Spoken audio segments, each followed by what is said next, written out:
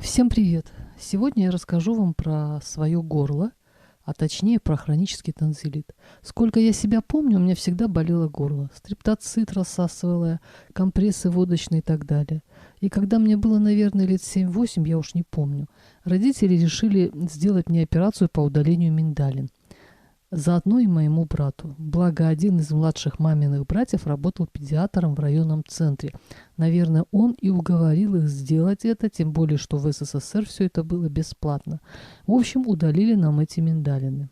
Но горло как болело, так и продолжало болеть. Но, как теперь говорят врачи, их нельзя удалять, так как миндалины несут защитную функцию. Потом к болезни горла добавился еще и частый бронхит.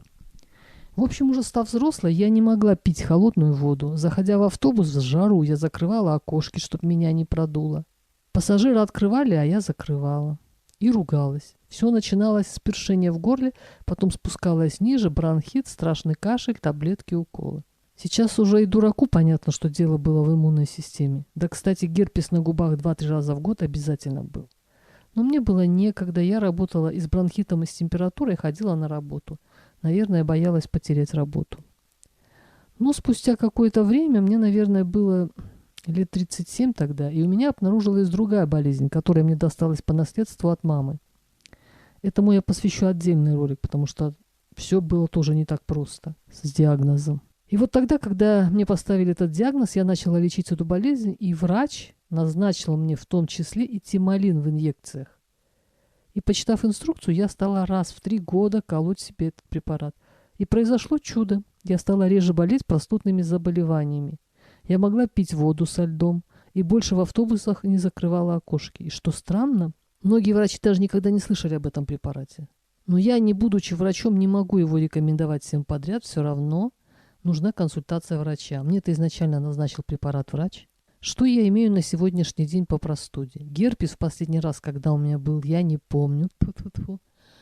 Один раз в год я болею гриппом, сопли и кашель. Но сейчас я не работаю, и осень-зима 2021-2022 прошли относительно спокойно.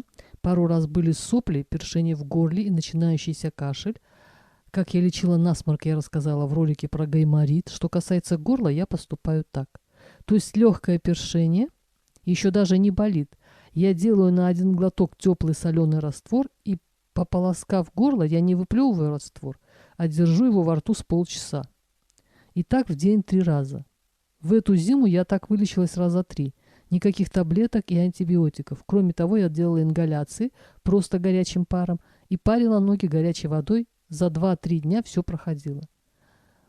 Но все-таки я хочу отметить, что не с регулярной, но периодичностью я колю себе тимолин. На фоне последних событий тимолин и тимоген исчез из аптек. Все-таки врачи, видать, тоже про него узнали. Вот и сейчас у меня вчера началось першение, легкий кашель. Я держу во рту соленый раствор. Буду дышать паром и так далее. Надеюсь, поможет. Ну, какой я вывод для себя сделала? Если вы часто болеете простудой, то надо сначала привести в порядок иммунитет. Теперь, если даже я заболею, то как-то все протекает легче и поддается лечению. И самое главное – оперативное лечение. Про лечение кашля, бронхита я расскажу в следующий раз. Всем здоровья и удачи. Пока.